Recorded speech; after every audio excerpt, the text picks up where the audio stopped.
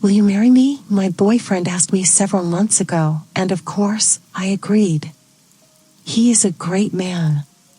He works a basic job, but it pays the bills. He makes more than me. Teacher pay is its own category of shitty, but I like my job. We decided to have our wedding in the summer so that I wouldn't have to worry about getting a substitute, and we could immediately take our honeymoon. July 17th feels a long way away and right around the corner. I have less than 2 months to alter my mother's wedding dress. She married my father in 1989, and I admired their marriage. They had the utmost love and respect for each other. You would have thought they were always in their honeymoon phase. I want my marriage to be just like theirs. Sadly, my mother passed away a few years ago, but I feel she'll be there with me by wearing her wedding dress. "Jamie, are you ready yet?" My father calls. He came to pick me up so that we could go to the house and open my mother's preserved wedding dress. We were waiting to open it until I had everything I needed to get started. "Have a safe trip," Adrian grumbles from the doorway. My fiancé wants to come too, but I don't want him to see the wedding dress before the wedding, even if it will be modified. I don't want that bad luck hanging over my head. I wouldn't say I'm superstitious, but for such a big event, I can't help it. I hold the pink floral box with a ribbon tied around it on my lap. My dad waits, trying to hide his anticipation, but his twiddling thumbs give him away. I take a deep breath and remove the ribbon. Inside is the gorgeous, off-white dress. The color has been preserved thanks to being so carefully packaged. I take the dress into the other room to try it on. Luckily, it's a zipper back, so that I can get it up with some struggle. I look in the mirror, and it fits perfectly.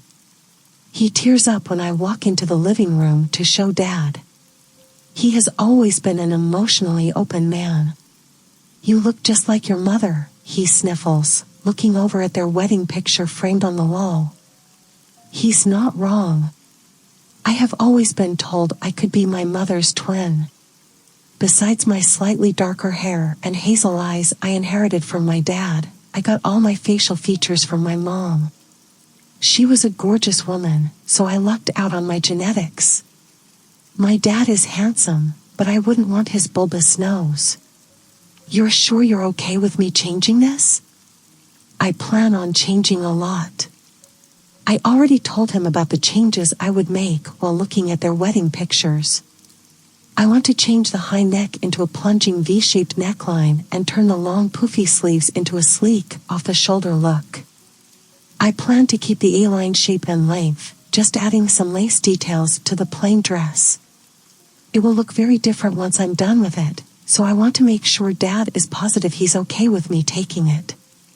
"Yes, I'm sure," he rubs his tears away and composes himself.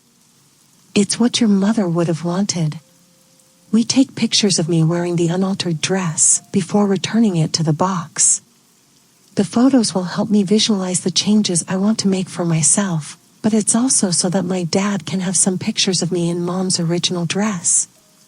I don't take the dress home. I don't want Adrian to see it, and I can't easily hide it anywhere. I know on my friend Vanessa's door.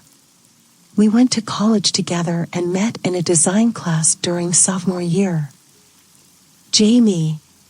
She hugs me like we hadn't seen each other in years, but I saw her 2 days ago. She's extremely excited to work on this project with me. When we were younger and had more free time, we always went to thrift stores to buy clothes and upcycle them. Sadly, since I became an art teacher and she became a graphic designer, we haven't had much time for casual upcycling projects. I carefully arrange the dress on the mannequin and take a moment to absorb the image. Mentally map out where I'll add the lace and how far I'll cut the neckline. I get to work sketching a more detailed version of my concept art. Vanessa also draws some of her interpretations based on what I described. We compare our sketches, and I like how she illustrates the off-the-shoulder sleeves as sheer lace that flows into the neckline. After I modify my design to incorporate the lace sleeves, I'm rather pleased with it.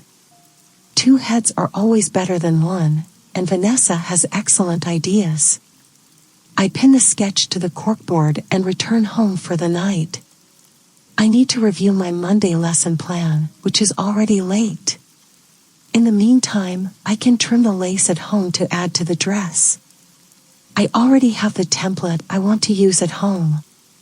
Over the next several weeks, primarily working on Friday nights and Saturdays, Vanessa and I worked on the dress. Adrian has been getting irritated, saying I was never home, but I know he understands. We're both just stressed and have been arguing over small things. The lead up to a wedding is always stressful due to all the planning, no matter the couple. I just have to add a few final touches to the dress, and next week I'll be wearing it in our local church. I try on my modified dress, and I am overwhelmed with emotions. It is better than I envisioned. It looks so different from Mom's vintage dress, but I can still tell it was hers. Vanessa makes a few minor alterations while I wear it, and then we're done. We're finally done. Dad walks down the aisle.